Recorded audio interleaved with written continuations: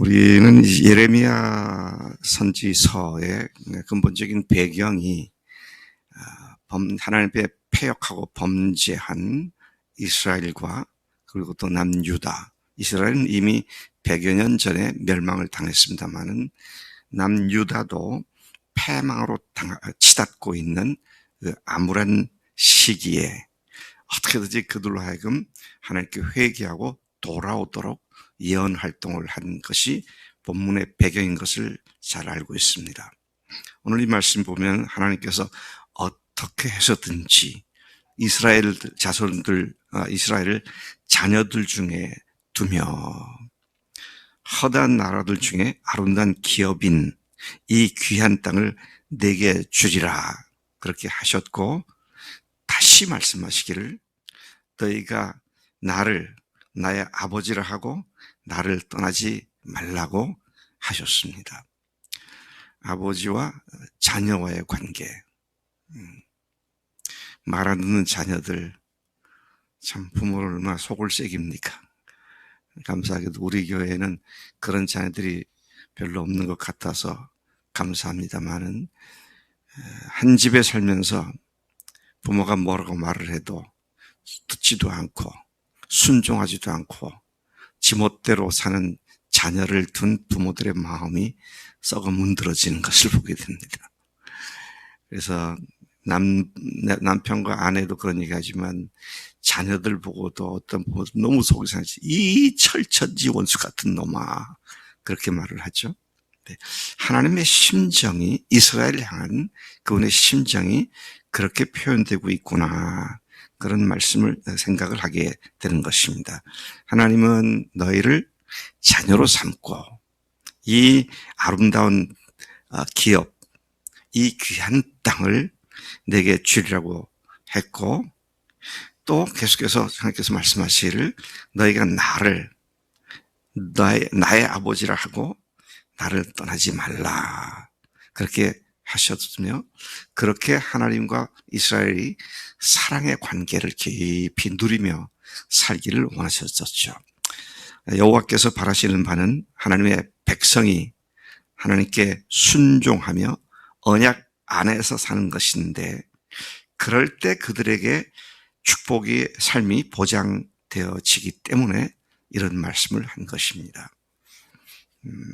하나님이 이스라엘의 아버지가 되는 것이 구약의 주요 주제입니다. 그분이 우리의 아버지시다. 오늘도 마찬가지죠.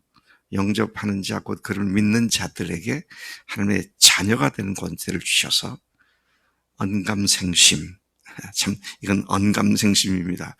우리가 하나님을 아버지라고 부르는 이런 복된 자리에 우리를 있게 하셨다. 더 이상 덧붙일 말이 없잖아요. 하나님이 내 아버지시다. 거기에 갈라디아서에 보면 바울을 통해서 하나님이 더 친근한 친근감을 느끼기 위해서 너희가 나를 아빠 아버지라고 부른다. 그렇죠? 영어로 말하면 daddy 그러잖아요. 예, 아버지 하면 왠지 좀 이렇게 격식을 갖춘 얘기 같은데, 아빠 그러면 격식이 없고 그냥 사랑하는 자녀가 아버지를 부르는 그런 명칭으로 사용되고 있는 것을 보는데, 아버지라고 부른다 그렇게 말씀을 하셨습니다.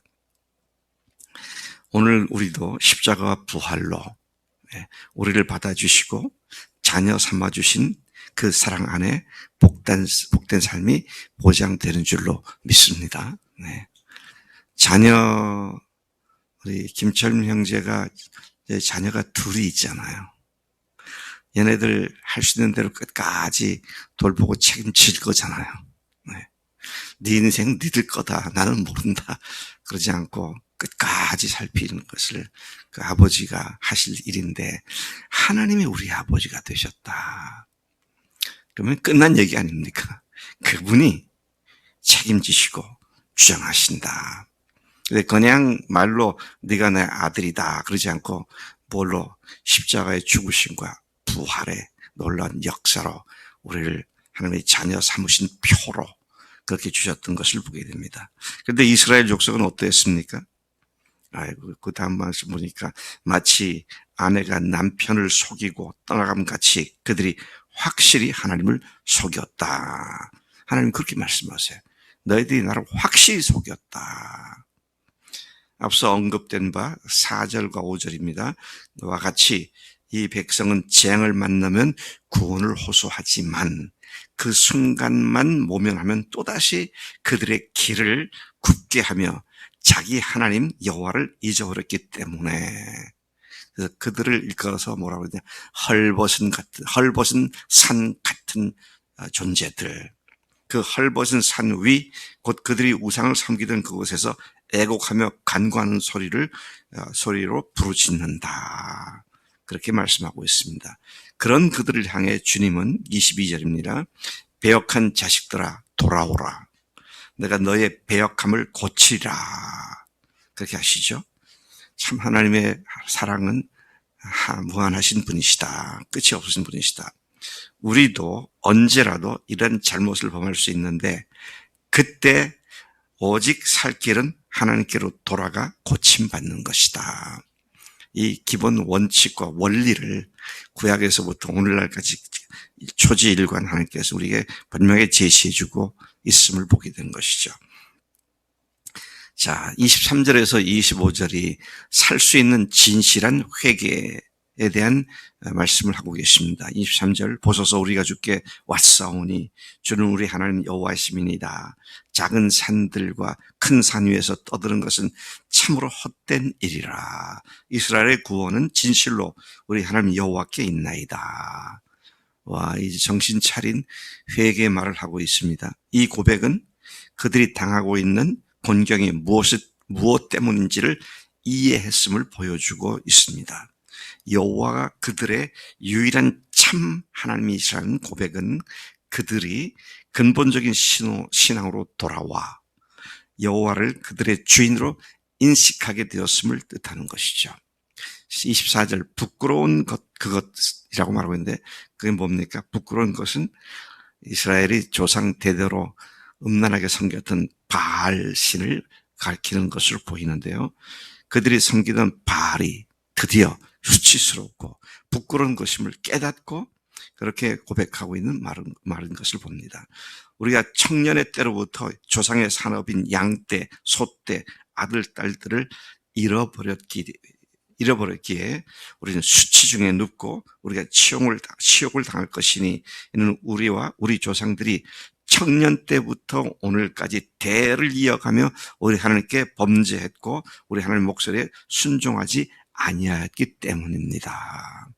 자, 이런 회개의 마음을 하나님께서 주신다는 것이죠. 자, 근데 그것으로 충분치가 않습니다. 왜요? 하나님께서 이 말씀하셨습니다. 말로만 그러고 전혀 행동으로는 돌아오지 않고 있는 그들입니다. 그래서 4장 1절부터 4절까지 해서 돌아오라고 하십니다. 회개했다면 이제는 돌아와라. 이스라엘이 진정으로 회개한다면 이제 내게로 돌아오라고 하십니다. 진정한 돌아옴은 하나님께서 가증히 여기시는 것들, 그게 뭡니까? 그 당시로 말하면 가나안의 거짓 신들을 가리키는 것이죠. 이스라엘은 이런 가증한 것들을 버리고 여호와께로 돌아서야 한다는 말이죠. 여호와와 다른 신들은 양립될 수 없고 화합될 수 없습니다. 하나님과 세상 신을 동시에 섬길 수 없다는 것이죠. 물과 불이 조화를 이룰 수 없습니다. 흙과 백이 섞일 수 없습니다. 흙은 흙이고 백은 백입니다.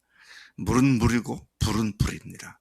이게 둘이 같이 평화롭게 양존할 수가 없다는 것입니다. 하나님을 섬기는 것과 이방 우상을 섬기는 것 동시에 할 수 있는 것이 아니다. 그런데 어떻습니까? 오늘 우리가 정말 주님만 섬기고 그분에게만 집중하고 있는가? 아니면 세상 것들을 우상으로 마음속에 두고 그것들도 동시에 섬기고 있는가? 하나님께서는 돌아오라고 하실 때에는 머리로 말로 이해한 것으로만 돌아온 것이 아니라 삶 전체가 다시 하나님께로 완전히 돌아서라는 거잖아요. 그래서 더 이상 두 신을 섬기는 사이에서 머뭇거리지 말라고 하는 말씀인 것입니다.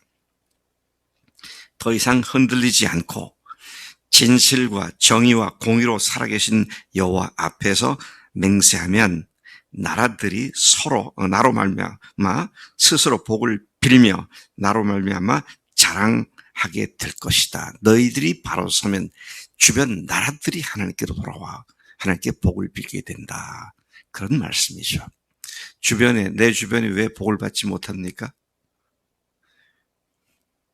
나 때문입니다.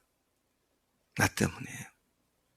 이건 큰 우리가 복의 근원이라고 말했고 하나님께서 우리를 통해서 복을 세상이 받는다 그랬는데 내 주변이 복을 받지 못한다면 그건 나 때문이다. 우리는 사실을 부정할 수가 없다는 것입니다. 하나님의 주권에 전적으로 의지할 때 이스라엘이 약속된 축복의 삶을 누리는 것을 보고 다른 민족들도 축복의 참된 근원이 하나님이심을 알고 또 그 언약에 순종할 때 축복받게 됨을 깨닫게 되는 것이다. 따라서 이스라엘의 참된 회개는 이스라엘 자신들뿐만 아니라 모든 인류에게까지 그 영향력을 미치게 되는 것이다 하는 것이죠. 이 이스라엘이 언제 참된 회개가 이루어졌습니까? 예수님이 죽으시고 부활하신 후에야 예수님을 따르던 제자들부터 시작돼서 이분이 하나님이시구나. 그래서 그들이 순교의 잔을 마시면서까지 이 하나님만을 사랑하고 섬기는 삶을 선포하기 시작을 했고 그래서 어떻게 돼요? 그 결과 중동 지역에서 시작된 이 복음의 역사가 Far East 극동이라고 하죠. 여기 극동.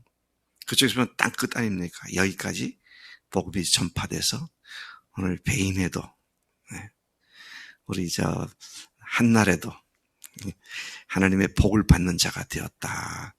그런데 지금 베인으로부터 한날로부터 우리로부터 또 다른 사람들이 복을 받게 되는 그 축복을 가져오는 축복을 불러오는 사명자가 우리들인 줄로 믿습니다.